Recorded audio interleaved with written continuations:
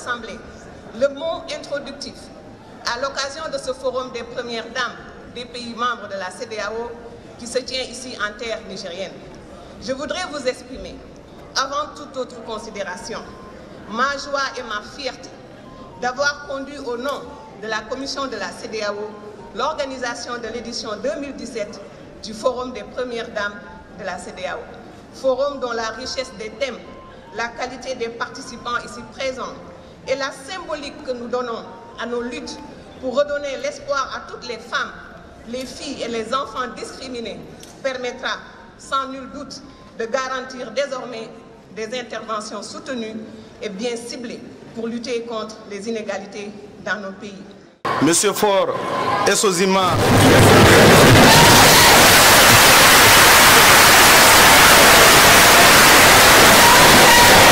C'est pour ça que toutes les fois que nous venons ici au Niger, nous nous sentons comme chez nous.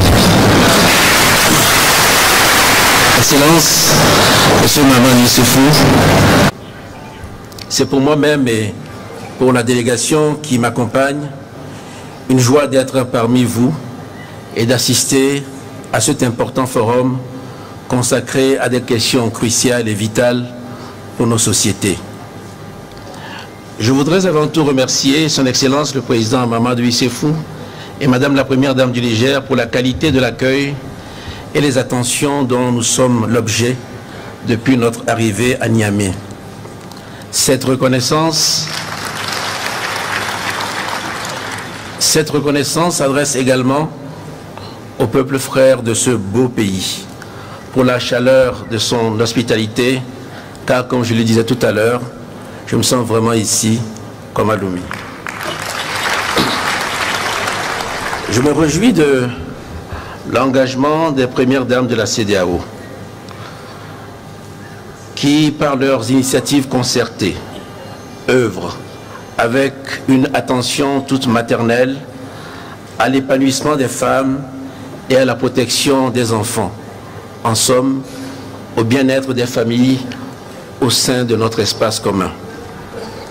Monsieur le Président, Mesdames et Messieurs, le présent forum se caractérise par la pertinence des thèmes abordés, autant que par l'acuité des aspects vitaux qu'il recouvre.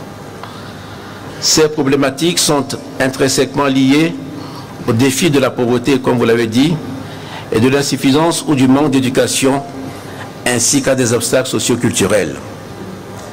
Les sujets que nous abordons aujourd'hui méritent toute notre attention, car ils se trouvent à la croisée de toutes les politiques que nous mettons en œuvre pour le progrès et la prospérité partagée.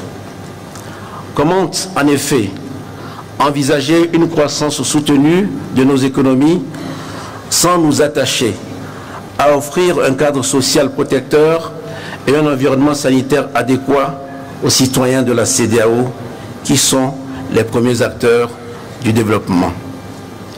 Les interventions que nous venons d'écouter résument bien la convergence de nos vues sur ce point.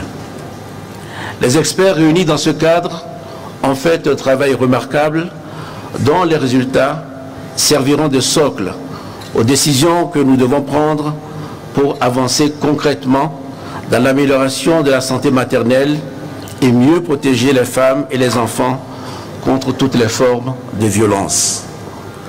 Au-delà de ce consensus sur nos objectifs, je voudrais m'appesantir sur un sujet important, celui de la mutualisation de nos efforts en vue d'une véritable synergie d'action. La CEDEAO des peuples est une belle aspiration qui se traduit par la mise en commun des efforts et le partage des expériences pour des progrès collectifs.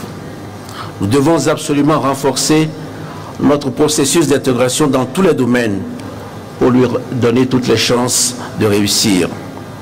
L'intégration réussie est aussi celle où toutes les composantes de la société sont mises en situation de parvenir à une insertion sociale et économique harmonieuse. Or, tant qu'il subsistera, au détriment des femmes et des enfants, des discriminations et causes de vulnérabilité aggravées, des violations de droits, des pratiques traditionnelles invalidantes, nous serons loin de notre objectif qui est de construire une région épanouie et prospère. C'est la raison pour laquelle je voudrais insister sur l'urgence de mettre en œuvre des programmes concertés ayant un impact direct sur nos populations dans leur ensemble. Ceci reste valable qu'il s'agisse du cas poignant de la fistule obstétricale, de la lutte contre la persistance des mutilations génitales ou encore du nécessaire renforcement des systèmes de protection de l'enfant. Monsieur le Président, chers frères, Mesdames les Premières Dames, chers invités, la question de la fistule obstétricale est une douleur absolue, non seulement pour les femmes atteintes et leurs proches, mais également pour nous tous. C'est vraiment la maladie de l'exclusion, car non seulement elle touche, vous l'avez dit essentiellement, les femmes ayant peu ou pas d'accès à une prise en charge adéquate, mais surtout, elle continue malheureusement de les reléguer au banc de leur communauté.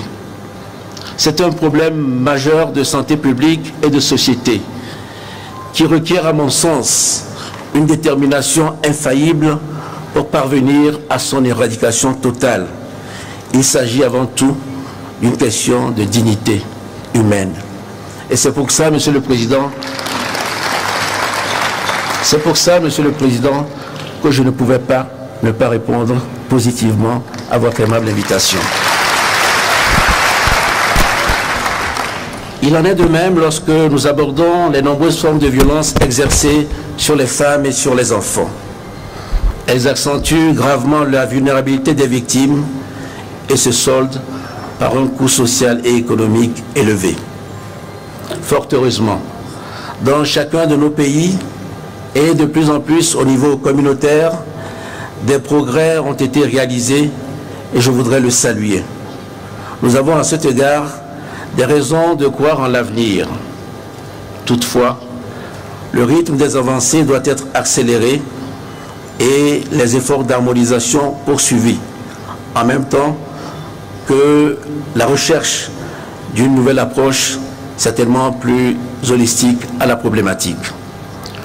Nous devons continuer d'agir à la fois sur les facteurs sanitaires et médicaux et sur les aspects sociaux, culturels et économiques que vous avez souligné à juste titre, Monsieur le Président. C'est seulement ainsi que nous mettrons toutes les chances de notre côté pour tenir les engagements auxquels nous avons tous souscrits dans le cadre de la vision 2020 de la CEDEAO, les objectifs de développement durable sous l'égide des Nations Unies et de l'agenda 2063 de l'Union africaine. Je voudrais ici réaffirmer la volonté de la conférence des chefs d'État et de gouvernement à soutenir et à accompagner les programmes du Centre de la CEDEAO pour le développement du genre en matière de prévention, de prise en charge et de réinsertion.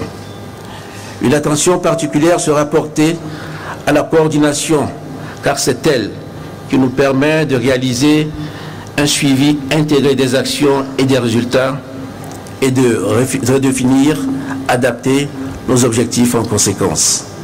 C'est donc à juste titre que le présent forum est consacré à la formulation d'une réponse concertée, impliquant à la fois le leadership éclairé des Premières Dames, la participation effective des femmes et l'engagement renouvelé de tous les acteurs institutionnels de l'espace CEDEAO.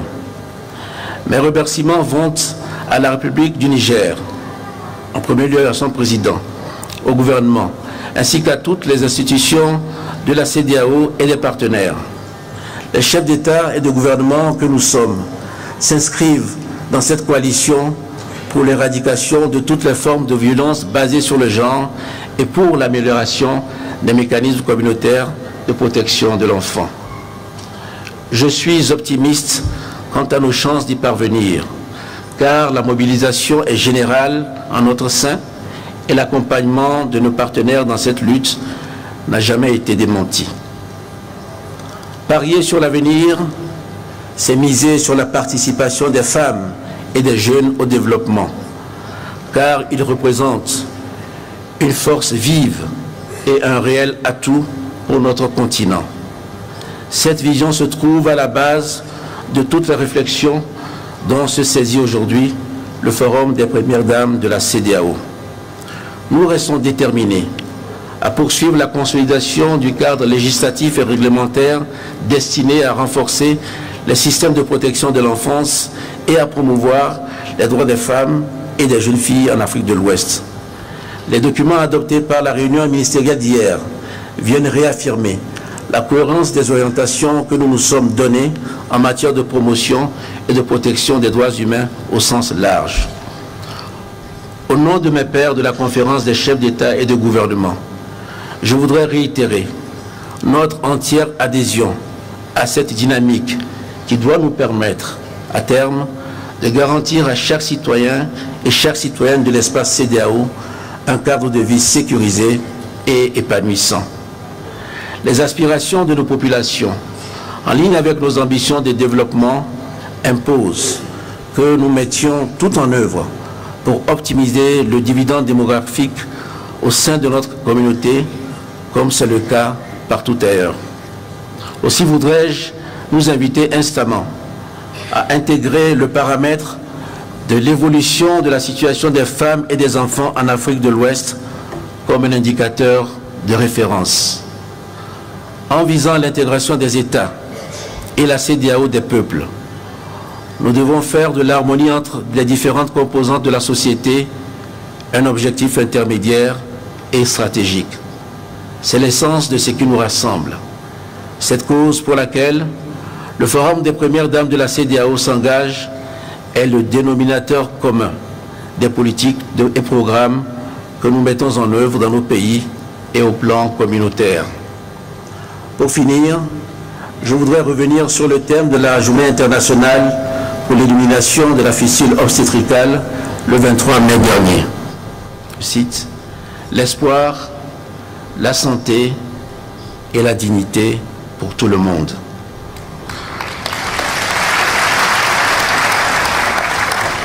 Tout un programme sur lequel nous devons maintenir notre attention commune en formant le vœu qu'il devienne sans tarder une réalité au sein de la CEDEAO, en Afrique et partout ailleurs.